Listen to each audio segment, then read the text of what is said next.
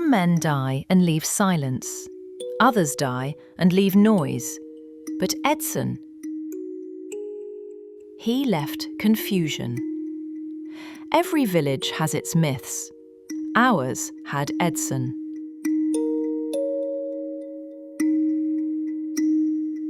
When Tendai first heard the news that Edson had died, he felt like dancing.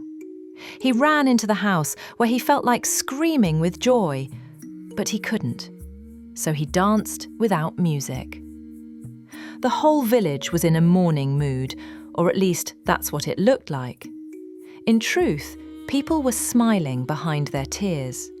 They said, "May his soul rest in peace." But what they meant was, "Finally!"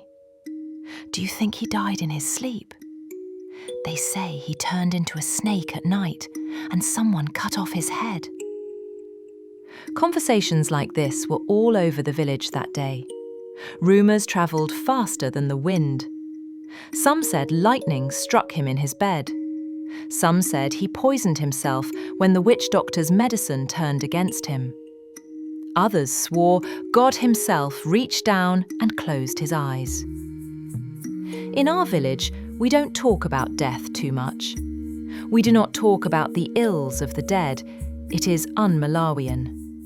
We say, it is only God who can judge. But with Edson's case, it was different. People forgot even God. They judged a dead man. They wanted details. They wanted proof. They wanted to taste justice. The day of the funeral ceremony came and the village gathered. The coffin was too fine. No one knew where it came from. It was delivered before dawn by a white pickup no one recognised. Polished dark wood, brass handles that shone, corners carved smooth and perfect. Nothing like the rough planks we nail together when death visits ordinary homes. People crowded around it, suspicious but curious, wanting to get a closer look and take photos. A woman hissed, "Who buys a coffin like this for himself?"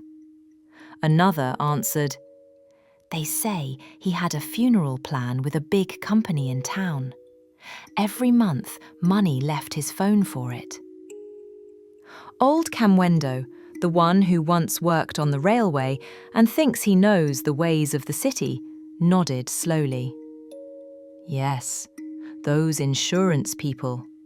They bury you like a chief, even if you lived like a rat." The coffin lay there shining under the grey sky, expensive, proud, almost boastful. Proof, they told one another, that Edson was never ordinary. Even in death, he wanted to rise above all the villagers. Nevertheless, they were happy he was gone. The village should rest now. People stared at it the way they stare at a snake that might still bite. Children were told to stay close to their mothers. Old women sprinkled salt behind them as they walked. The pastor stood over the grave and tried to speak of mercy. Someone in the back row muttered, loud enough, "Pastor, since when do we give a full Christian burial with hymns and brass handles to a snake that spent years drinking our blood?" A few laughed behind their hands, then looked ashamed and laughed again. They lowered the coffin, smiling. They threw soil and felt lighter. When the last clump fell, a small boy tugged his grandfather's sleeve.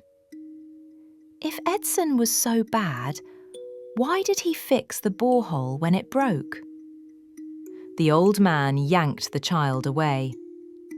"A snake does not fix boreholes, boy. It only waits in the dark for the next drink." That evening, the village slept easier than it had in years. It was a peaceful night.